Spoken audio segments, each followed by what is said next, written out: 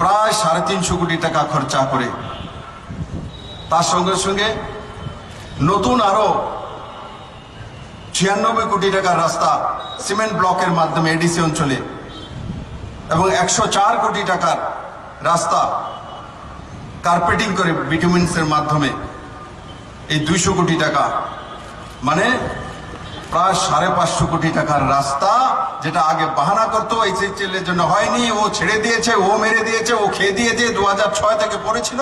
আজকে এই সরকার ক্যাবিনেট থেকে সিদ্ধান্ত করে সেই এডিসি এরিয়ার সমস্ত রোডগুলো 2022-এর মধ্যে এডিসিতে একটি রোড কাঁচা থাকবে না, সমস্ত পাকা রোড করে দেওয়া হবে। আমার জনজাতি ভাই বোনেরা সেই রাস্তা দিয়ে হাঁটবে। আর অটল জলধারা মিশনের মাধ্যমে 2022 ডিসেম্বরের মধ্যে যে জলের ব্যবস্থা আমরা করছি, মাননীয় প্রধানমন্ত্রী জল জীবন মিশনের মাধ্যমে যে প্রতি ঘরে জলের ব্যবস্থা, সেটাও প্রত্যেকটি জনজাতির কাছে, সে পাহাড়ি অঞ্চল হোক সমতল হোক, সবার বাড়ির মধ্যে মুক্ত বিনা পয়সায় পৌঁছে দেওয়ার ব্যবস্থা, রাস্তা এবং জল এই সরকার 2022-এর মধ্যে সমস্ত জনজাতির ঘরে সেটা পৌঁছে দেবে।